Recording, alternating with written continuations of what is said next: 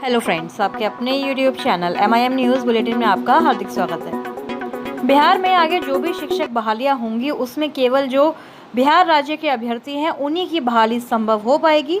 इस वीडियो में हम ये जानेंगे, साथ ही जो नियमावली आने वाली है 7वें चरण की शिक्षक बहाली के लिए उसमें क्या क्या मेजर चेंजेस यानी कि जो बड़े बदलाव हैं उसके ऊपर चर्चा करेंगे। सबसे पहले आपको बताते हैं कि जैसा कि आप लोगों को हमने बताया हुआ है पहले ही कि बिहार DLED के लिए जो है ऑनलाइन अप्लाई चल रहा है। फ़िलहाल कल से ही ये जो अप्लाई का पूरा जो आवेदन फॉर्म वगैरह है, एप्लीकेशन फॉर्म, वह वेबसाइट पर अवेलेबल है और इसमें अभ्यर्थीगण आवेदन करना शुरू कर चुके हैं।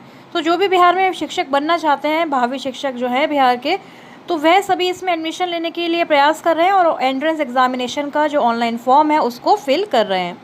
यदि आप भी इस पोर्टल पर जाएंगे और एप्लीकेशन फॉर्म फिल करेंगे तो इसमें आपको देखिए पहले अपनी पर्सनल डिटेल्स फिल करनी है। उसके बाद यदि आप देखेंगे तो यहाँ पर एक प्रश्न पूछा गया है, are you a domicile of Bihar state, यानी कि क्या आप बिहार राज्य के स्थायी निवासी हैं या फिर नहीं। यदि आप इसमें येस करेंगे तो ठीक है, अगर आपने यहाँ पर नो पर क्लिक किया तो आपको यहाँ पर एक लिखा आएगा, एक स्टेटमेंट यहाँ पर नज़र आएगा कि you are not eligible to apply, यानी कि अगर आप बिहार राज्य के निवासी नहीं हैं तो आप बिहार DLED में अब एडमिशन नहीं ले सकते। एडमिशन तो दूर, आप उसका एंट्रेंस एग्जामिनेशन भी, उसके लिए भी आप अप्लाई नहीं कर सकते हैं। तो इसका मतलब साफ साफ यही है कि अब सरकार जो है ये पूरी तरह से बिल्कुल इस चीज़ पर ध्यान दे रही है कि अब आगे जो भी शिक्षक बहाली बिहार में होगी उसमें केवल इसी स्टेट के यानी कि बिहार स्टेट के ही अभ्यर्थियों की बहाली होगी। क्योंकि छठे चरण में हमने देखा था कि बहुत सारे अदर स्टेट्स के यानी कि यूपी से, राजस्थान से और भी अन्य राज्यों से ज़्यादातर शिक्षक बहाल हुए हैं 6 फेज़ के तहत। और 7वें चरण में भी कहीं ऐसा ना हो तो नियमावली में सरकार को डोमिसाइल नीति को पूरी तरह से लागू करने की बहुत ज़्यादा ज़रूरत है। डोमिसाइल नीति यदि लागू होती है तो केवल बिहार राज्य के अभ्यर्थी इसमें अप्लाई करेंगे और ज़्यादा से ज़्यादा बिहार राज्य के जो अभ्यर्थी हैं उनको रोज़गार का अवसर मिल सकेगा।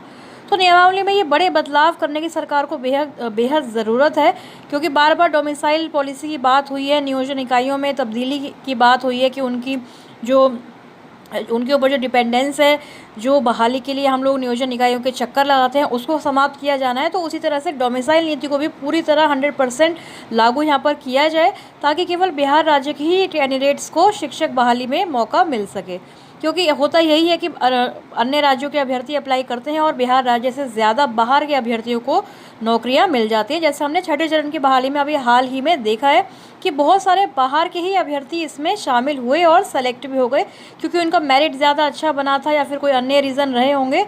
तो बाहर से B.Ed या फिर DLED करके आने वाले राज्य के जो अभ्यर्थी हैं उनको इस बार मौका यदि सरकार नहीं देती है तो बिहार के अभ्यर्थियों को ज़्यादा फ़ायदा होगा, BTET, CTET और STET अभ्यर्थियों को।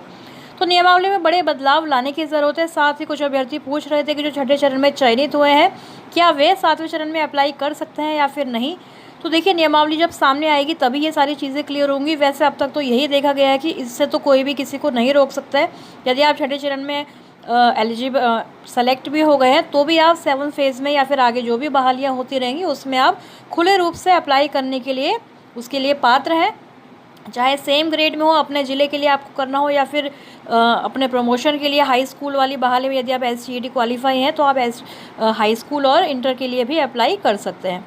तो नियमावली में बड़े चेंजेस होने वाले हैं। हो सकता है कल के दिन कोई ना कोई बड़ी अपडेट आए।